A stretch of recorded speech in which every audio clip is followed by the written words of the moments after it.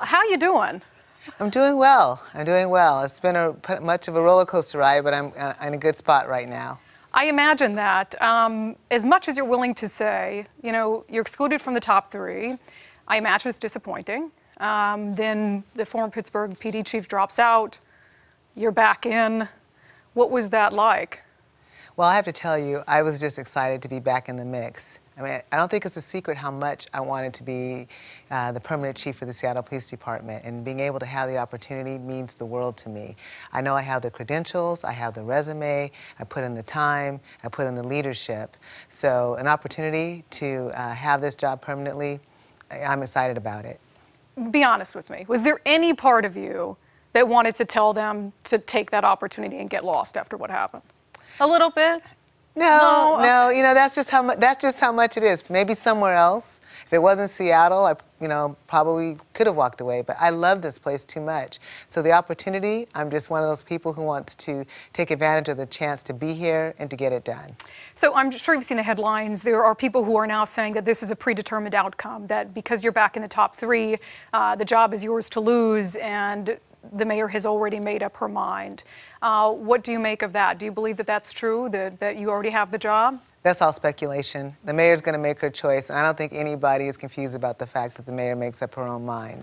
Are you trying to say the media is speculating? I have never, ever encountered that in my whole career. Really? Yes, never. Yeah. So, yeah, the mayor's going to make up her own mind, and I am, right now, what I'm focused on is making sure that I present the clear picture as to why I need to be the next police chief of the Seattle Police Department. And the reality is, to be blunt, you know, there was an argument made, and it was a question I asked at the press conference when they came out and said you were not in the top three. The former mayor, Tim Burgess, said to me we wanted an outsider, and that was the reality. So is there anything to be said for that, or are they just full of it? Or is there really an argument to be made that at this stage in the police department's history, an outsider is appropriate? Well, I would argue just the opposite, that where we are now, we're ripe and ready for an insider like myself. And look, I've come through the ranks. I have been there. Chief O'Toole, who was an internationally known reformer, picked me to be her number two, to run the day-to-day operations while we pushed through reform.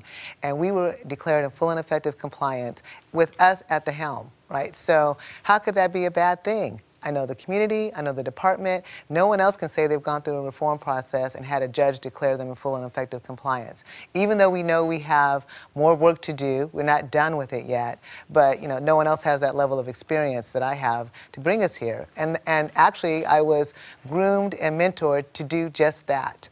You happened to be my last interview of the day. Before you were here, I sat down with the other two finalists who had some things to say about the idea that the job is yours to lose, as the press has reported.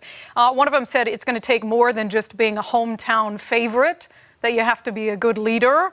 The other one said, Mr. Reyes, that you might need someone, the city might need someone with some fresh ideas. What do you say to that? Are you fresh out of fresh ideas? Well, that's ridiculous. That's what I say to that. We're always moving forward and innovating. But even that being said, disorder in downtown Seattle continues to be an issue. The homeless crisis continues to pit aspects of our community against one another.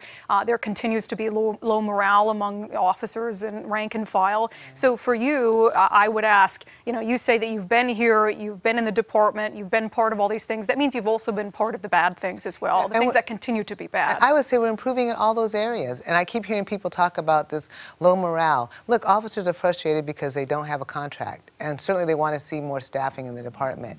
But I'll tell you, what I tell everyone else is I look at what the outcomes are. Every single day, probably right now, there's an officer doing some heroic act, saving somebody, putting themselves in harm's way to protect to protect the public, that is. And so I know that's happening all of the time.